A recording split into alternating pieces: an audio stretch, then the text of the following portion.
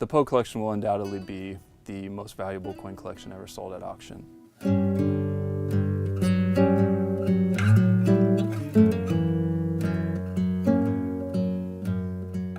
The Pogue collection is one of the greatest collections of United States coins ever assembled. The Brent Pogue collection is a collection of early American coins, starting with 1792, the founding and origination of the U.S. Mint, primarily going through the 1840s. And it's by far the biggest group of rarities from that era in completeness, and absolutely the finest ever assembled of those early federal coins in terms of quality.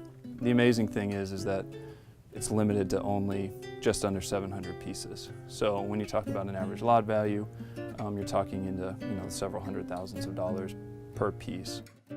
My name is Brent Pogue. I grew up in real estate with a real estate background, development and acquisition. In the early 2000s, I migrated over to coin investment. Since the early 90s, this has been more of an investment hedge fund. We've won as much as we've lost.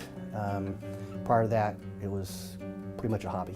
Why did I get involved in early American coins? Quite simply, they represent the birth of our country's economic system. I think innately numismatists are interested in history. It seemed a logical place to start from the very beginning. I believe the Pogue collection took approximately 40 years to assemble. It's an accomplishment that could not be repeated. It was started at a time when it was a little bit easier to buy coins and they were not quite as expensive.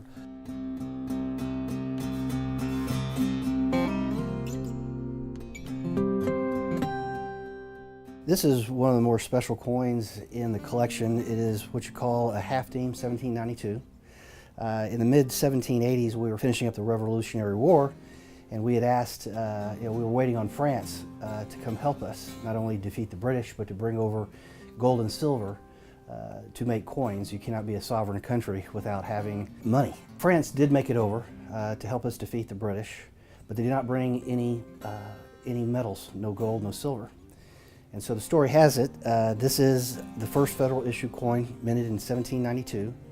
The story is that Martha Washington allowed George Washington and Jefferson to melt down her silver set to make the first federal issue coin. And that is supposedly, that is part of Martha Washington's silver set. This is a 1796 quarter. This is the first year our country ever made quarters. And what's really special about this, other than the fact it's the first quarter ever made in our country, it's a one-year design. So after 1796, they did not make quarters until 1804, and at that time, Liberty was totally different. This is a 1794 half dollar. This is the first year they ever made half dollars in our country. They call it the flowing hair dollar. What makes this a spectacular coin, it is relatively rare, but the quality of this coin is fantastic. It is graded mint state 64, and in my opinion, it is the only mint state 1794 in existence. This is one of my favorite coins, an 1808 quarter eagle.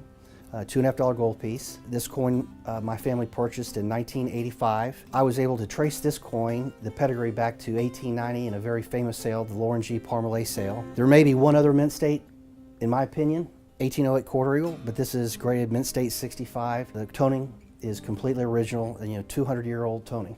Never been messed with. Again, a one-year type coin. If you were to try to put together a type collection, which is one of every design, then you only have one stop with this design, and that's the 1808 gold quarter eagle. This is a 1797 half dollar. They only made this design in 2 years, 1796 and 1797, so you only have 2 years if you're building a typeset. You only have two choices, a 1796 and a 1797. By far the finest known. We're pretty hesitant to touch on, exact estimates of the collection, although, we do feel pretty comfortable saying that it will reach into the 9 figures. It's an amazing collection, and when amazing collections come to market, once-in-a-lifetime opportunities, coins that have been off the market for decades or multiple decades, only opportunity to acquire unique specimens or unique specimens in private hands, really anything can happen. It really is the journey. For me, the collection will never be completed, but in most This collection is completed, and that's why I chose this time to sell. I could always upgrade here or there. I could always find another small variety to add. There may be better numismatists out there, as a matter of fact there are, but I would put my custodianship up against anybody's. I've lived a numismat's dream. I've never doubted that for a second.